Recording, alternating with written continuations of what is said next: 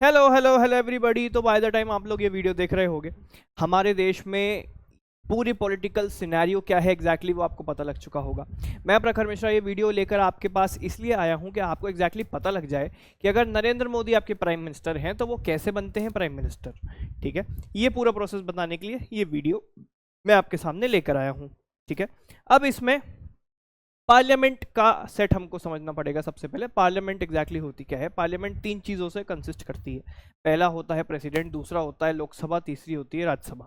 ठीक है, लोकसभा राज्यसभा का अगर मैं आपको डिस्टिंक्शन बताऊं तो लोकसभा को हम लोगों की सभा भी बोलते हैं, ठीक है, पीपल्स हाउस भी बोलते हैं।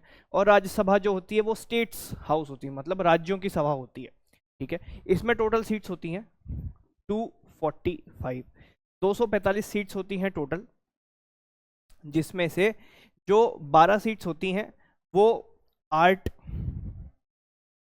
कल्चर और साइंस से नॉमिनेट करे हुए मेंबर्स आते हैं। वो कौन बनाता है? नॉमिनेटेड मेंबर्स प्रेसिडेंट नॉमिनेट करते हैं, जैसे सचिन तेंदुलकर, जया बच्चन, ये सारी जो लोग हैं आर्ट कल्चर साइंस से आए हैं जिनको प्रेसिडेंट ने नॉमिनेट किया है। ठीक है, तो ये प्रेसिडेंट के द्वारा नॉमिनेटेड लोग हैं। अब अगर मैं थोड़ी सी और बात करूं तो अब हम आते हैं सीधे लोकसभा पे। लोकसभा में जो 543 टोटल सीट्स होती हैं, इसके लिए चुनाव अभी हुए जो कि हम लोगों ने विटनेस करे। ये 543 सीट्स जो हैं, ये 543 टोटल क्या है? 543 is the number of constituencies, number of constituencies. ये कॉन्स्टिट्युएंसी क्या होती है? कॉन्स्टिट्युएंसी बेसिकली क्या होती है? अब जैसे हम अगर दिल्ली की बात कर लें, मान लो ये दिल्ली है, दिल्ली में टोटल 7 सीटें हैं, अलग अलग ऐसे ऐसे दिल्ली को डिवाइड कर दिया जाएगा 7 भागों में, और ये बन जाएगी एक किसी भी स्टेट को अगर आप कुछ पार्ट्स में डिवाइड करते हो, वो पार्ट्स जो होते हैं जहाँ से वो पार्ट्स का रिप्रेजेंटेटिव इलेक्ट होके जा सकता है, वो पार्ट्स होती है कॉन्स्टिट्युएंसीज।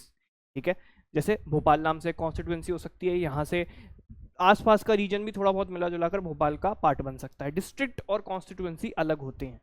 हर जरूरी नहीं है कि जितने डिस्ट्रिक्ट हों उस पर्टिकुलर स्टेट में उतनी ही कॉन्स्टिट्युएंसी होगी, वो 3 4 5 डिस्ट्रिक्ट मिलाकर भी एक कॉन्स्टिट्युएंसी बन सकती है। ठीक है, डिपेंड करता है पॉपुलेशन कितनी आ रही है उस पर्टिकुलर एरिया में, तो पॉपुलेशन वाइज ये कॉन्स्टिट्युएंसीज का डिवीजन होता है। तो सबसे ज्यादा constituency, largest number of constituency जो डिसाइडिंग फैक्टर बन जाता है वो बन जाता है यूपी। इस बार की इलेक्शन में भी आपने देखा होगा कि डिसाइडिंग फैक्टर कौन सा स्टेट बन गया? वो बन गया यूपी, क्योंकि यहां से लार्जेस्ट दैट इज 80 कॉन्स्टिट्युएंसीज हैं out of what? Out of 543। ये 80 के 80 ही मेजोरिटी डिसाइड करवा देते हैं बहुत जगह।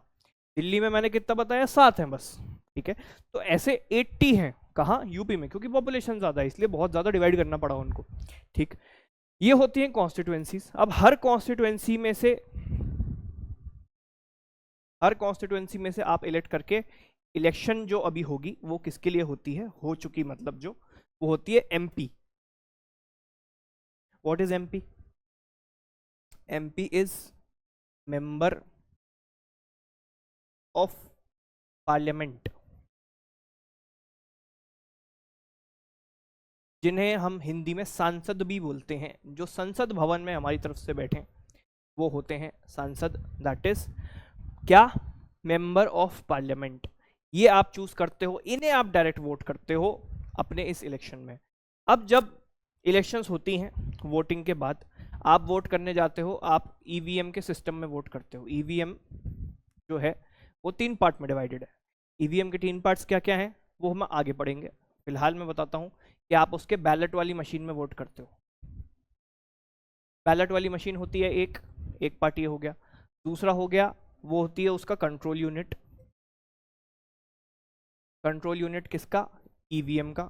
और तीसरा हो गया क्या? वीवीपैट मशीन, जिससे पर्ची निकलती है, आपको पता लगता है कि हमने जिसको वोट दिया उसी के पास वोट गया कि नहीं गया। बैलेट मशीन में आप क्या करते हो? आप वोट करके आते हो। जब भी अपने कैंडिडेट्स को आप वोट देने जाते हो तो आप बैलेट मशीन में जाकर वो प्रेस करके आते हो जिस भी पार्टी को आपको जिताना है। अब ये क्या हो गया? जब ये सारी की सारी वोटिंग सारी हो जाती है, उसके बाद आता है काउंटिंग डे। ठीक है। काउंटिंग डे के पहले अगर मैं आपको एक बात बताऊं कि काउंटिंग डे जब आएगा उसमें क्या होता है, पहले हम वो डिस्कस कर लेते हैं। एंड ऑल टुगेदर फिर काउंट होने के बाद मेजोरिटी कैसे आती है, गवर्नमेंट कैसे बनती है, प्राइम मिनिस्टर कैसे चूज किया जाता है, वो बताता हूँ मैं आपको एक बार। ठीक है, तो आई होप यहाँ तक आपको क्लियर है चीज़ें अभी तक जितनी मैंने बताई हैं। इसके बाद मैं चलूँगा सीधे काउंटिंग डे पे। काउंटिंग डे, काउंटिंग जब होती है वोट्स की, काउंटिंग डे में और इसके पहले हर चीज़ों में सबसे ज़्यादा इंपॉर्टेंट रोल है ईसीआई का, election commission of India. Election commission of India जो थी वो 1950 में एस्टैब्लिश हुई थी। पहले ये ओनली 1 मेंबर बॉडी थी जिसमें चीफ इलेक्शन कमिश्नर ही थे। कब तक? 1989 तक। उसके बाद क्या हुआ कि 2 और लोग बना दिए गए जो कि EC1 EC2 इलेक्शन कमिश्नर, ये 3 मेंबर बॉडी बन चुकी है तब से। ठीक है, तो ये टोटल अभी स्ट्रक्चर है किसका, इलेक्शन कमीशन ऑफ इंडिया का। और उसके नीचे ऑफिसर्स और होते हैं, रिटर्निंग ऑफिसर होता है, डिस्ट्रिक्ट ऑफिसर होता है बेसिकली, लेकिन जो पूरा मेन स्ट्रक्चर है वो यही है। 1950 में इलेक्शन कमीशन की स्थापना हुई। इनका प्रॉपर रोल रहता है काउंटिंग में। अब काउंटिंग वाले दिन क्या होता है, सुबह 5 बजे 5 AM इन द मॉर्निंग क्या होगा कि जो कंट्रोल यूनिट है, कंट्रोल यूनिट से काउंटिंग चालू हो जाएगी। एंड यहाँ पर क्या है कि रैंडम लोगों को सिलेक्ट किया जाता है, जो ऑफिसर्स होते हैं उसमें किसी का नाम नहीं रिवील किया जाता है कि कौन वोट काउंट करेगा एग्जैक्टली। ठीक है, तो ये रैंडम लोग जो हैं उनको क्या कर लिया जाता है, सिलेक्ट कर लिया जाता है। अब यहाँ पर मैं एक चीज़ और बता दूँ, जब मैंने ECI आपको बताई तो ECI मतलब इलेक्शन कमीशन का रोल कहाँ दिया गया है, article 324 in the Indian constitution. पहले चीफ इलेक्शन कमिश्नर कौन थे, जगह नहीं है लिख लो, सुकुमार सेन। आज की इस टाइम पर कौन है, राजीव कुमार उनका नाम है इलेक्शन कमिश्नर, जो चीफ इलेक्शन कमिश्नर है। वो भी इंपॉर्टेंट हो जाएगा एग्जाम के पर्सपेक्टिव से अगर आप पढ़ रहे हो तो। ठीक है, अब क्या होता है कि सुबह 5 बजे रैंडम स्टाफ को चूज करते हैं। एंड प्रोसेस क्या होता है, सबसे पहला प्रोसेस है, अब वो सारा एक बार समझा देता हूँ प्रोसेस पूरा काउंटिंग का। सबसे पहले की कंट्रोल यूनिट जो आ गया, कंट्रोल यूनिट की जाती है सील चेक, इसकी सील तो नहीं टूटी हुई है, कंट्रोल यूनिट का सील चेक हुआ। अब वीवीपैट मशीन की स्लिप्स को किया जाता है वेरीफाई। ठीक, कि आपने जो आपको स्लिप मिली है वही स्लिप वीवीपैट में भी है या नहीं है। ठीक है, अब इसके बाद एक वोट, सब लोग क्या होता है एक प्रॉपर टेबल पे बैठ जाते हैं। टेबल पर कौन बैठेगा, एक बनता है काउंटिंग सुपरवाइजर। काउंटिंग सुपरवाइजर होता है, प्लस एजेंट्स होते हैं। एजेंट किसके होते हैं, जो कि कैंडिडेट है उसके। मैं अगर इलेक्शन में खड़ा हो रहा हूँ तो कैंडिडेट अगर मैं हूँ तो मेरा कोई आदमी वहां पर होगा ये देखने के लिए कि कहीं मेरे साथ गलत तो नहीं हो रहा है। ठीक है, प्लस यहाँ पर होती है मीडिया। मीडिया ये सारी चीजें क्या कर रही होती है, रिकॉर्ड। ठीक, मीडिया सब कुछ रिकॉर्ड कर रही होती है। इनके ऑफिशियल कैमरा पर्सन्स भी होते हैं जो सब कुछ रिकॉर्ड कर रहे होते हैं। ये सारा कब होता है, on the day of counting. ठीक है, वीडियोग्राफी हर चीज की होती है। अब वीवीपैट स्लिप्स के साथ क्या, वोटिंग स्लिप्स का वेरिफिकेशन होता है। वोटिंग स्लिप्स का वेरिफिकेशन का होता है वीवीपैट मशीन के साथ में। ठीक, एक ये होता है। उसके बाद क्या होता है कि EVM स्लिप्स और पोस्टल बैलेट को किया जाता है काउंट। अब EVM में भी स्लिप्स होती हैं। हमने अभी एक ये यूनिट की बात करी, हमने दूसरे ये यूनिट की बात करी, तीसरा EVM जो कि आपने बैलेट जिसमें वोट किया है उसके अंदर भी स्लिप्स होती हैं कि एग्जैक्टली कहाँ क्या किसको वोट गया। ठीक है, इसके बाद क्या होता है, जब ये सब कुछ चेक हो जाता है तो जो कंट्रोल यूनिट है, जो EVM का एक सबसे इंपॉर्टेंट पार्ट है, उसमें एक बटन रहता है, वो होता है रिजल्ट का बटन। जो ऑफिसर होता है उसको बस ये बटन प्रेस करना रहता है एंड एग्जैक्टली सब कुछ काउंट होकर उसके सामने आ जाता है रिजल्ट। रिजल्ट का यहाँ पे मैं बटन लिख देता हूँ, वो एक बटन दबाएगा उसके सामने आ जाएगा रिजल्ट। अब मैं तुम्हें मेजॉरिटी कैसे प्रूव होती है वो सारा बता देता हूँ।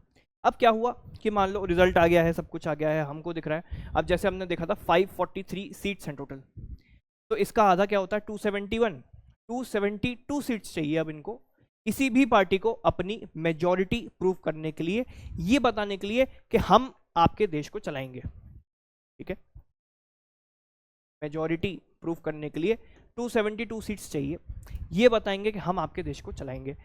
बीजेपी को पिछले 2 बार से इससे ज़्यादा ही सीट्स आ रही थी, इस बार भी सीट्स आई बट वो एनडीए को आई। एनडीए क्या है, इंडी अलायंस क्या है, यूपीए क्या था, ये सारी चीज़ें एक बार बताता हूँ।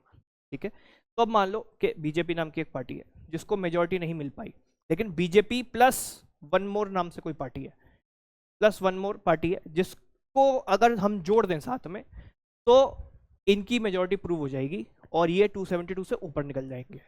यही चीज़ है एनडीए। बीजेपी इसी के साथ जुड़ के अपनी मेजॉरिटी बना सकती है, वो क्या बोली जाती है, वो बोली जाती है कोलिशन गवर्नमेंट। कोलिशन गवर्नमेंट पहली बार ये मोरारजी देसाई के टाइम पर आई थी, एंड मोरारजी देसाई जो जनता पार्टी के रिप्रेजेंटेटिव थे, उनके टाइम पर कोलिशन गवर्नमेंट पहली बार इंडिया ने देखी थी। ठीक है, तो ये हो गया क्या, ये अगेन हो गया मेजॉरिटी आपको कैसे मिलेगी, इसको बोलते हैं कोलिशन गवर्नमेंट। अब आप पूछोगे कि सर ये इंडी अलायंस क्या है। इंडी, ये सारी छोटी छोटी छोटी छोटी पार्टी प्लस कांग्रेस मिलकर एक हो चुके हैं और ये बन गई है एक अलायंस। अलायंस और